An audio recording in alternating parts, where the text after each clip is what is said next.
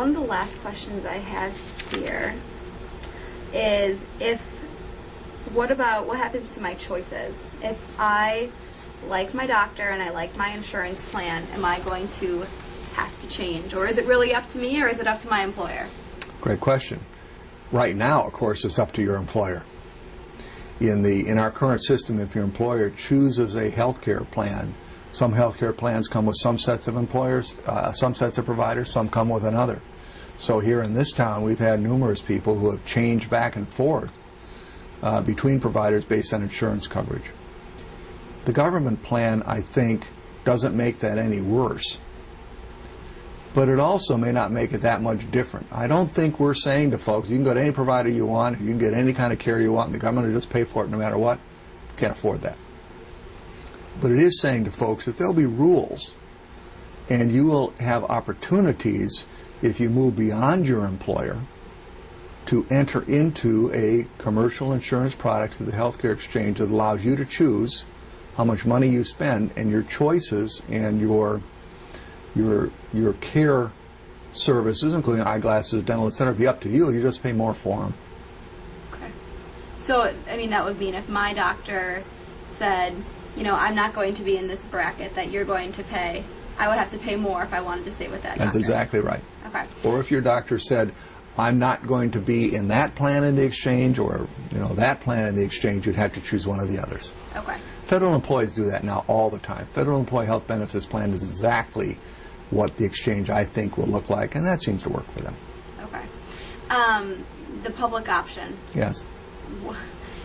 Is that something that we're likely to see come out of all of this? And how would that change things? Yeah, right now, there are so many moving parts of all of this that I'm not sure we understand what we mean when we say the word public option.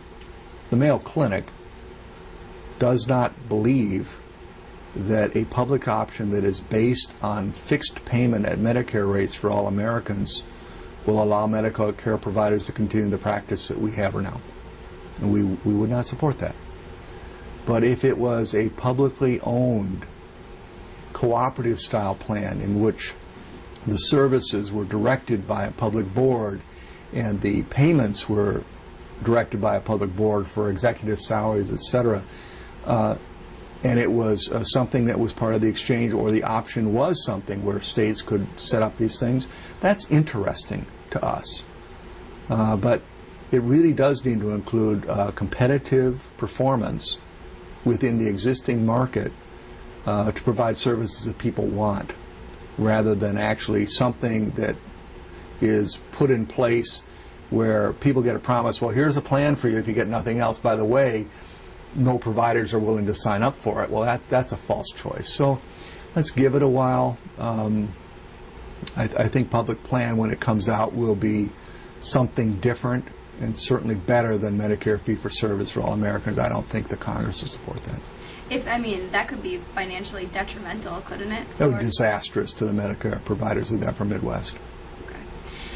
Now, I just want to make sure I understand the who's going to pay for it answer correctly. Yes. There are a couple of things. If it's based on a values system where you pay for value versus quantity, then the savings would potentially pay for all, if not a large chunk of theoretically.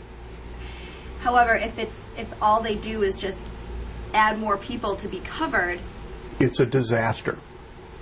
If all you do is reform the system to put 20 more people into the current system, and you don't reform the delivery system, the country can't afford it. And that means taxes will... To support the burden of continuing the current system, in the year 2025, to support the burden based on the increased Americans going into public plans based on their age, you'd have to double all income taxes in the United States. Nobody's going to do that.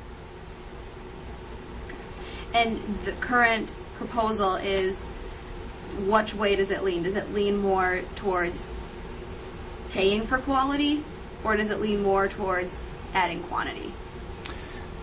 Right now, the way I see it, it's again, it's really heavily weighted towards insurance regulation and reform so more people can enter the system.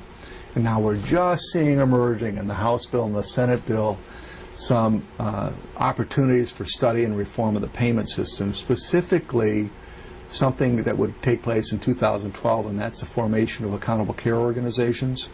That would be a group that provides systematic and system-wide care for a comprehensive set of patients who care for all their needs over time.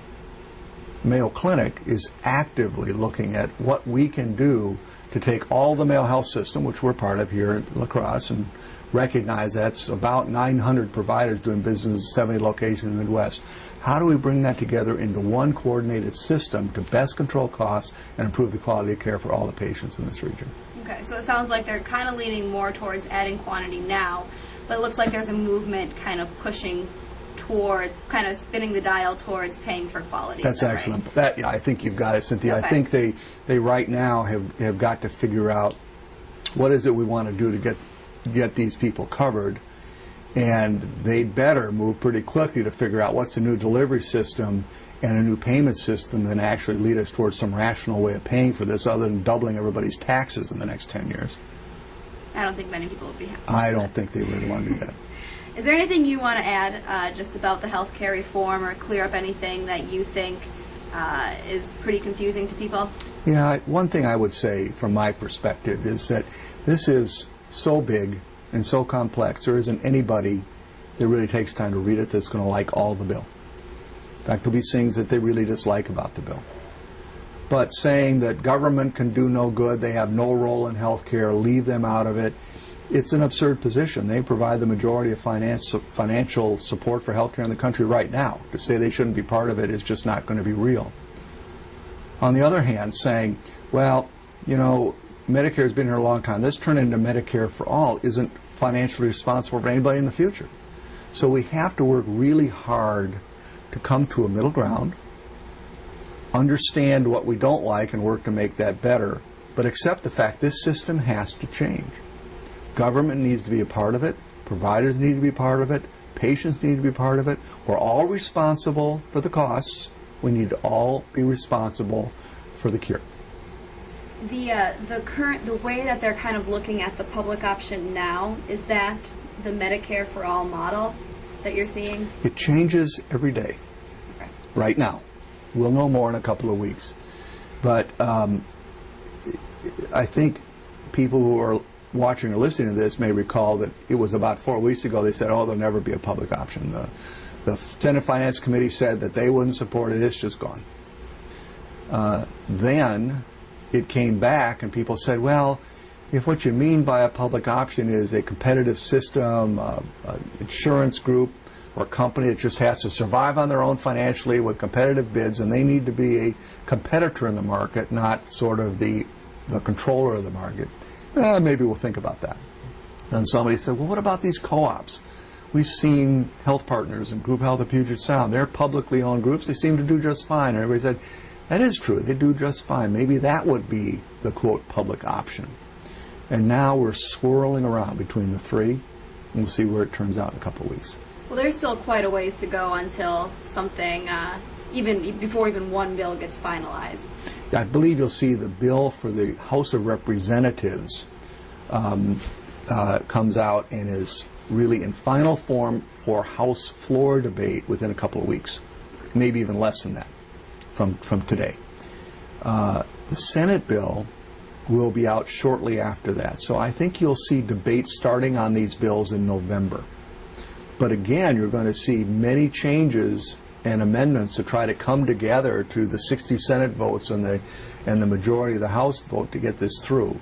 And it would be my prediction that the House bill will actually have much more in the way of what I would call, quote, entitlements versus areas of responsibility than the Senate bill.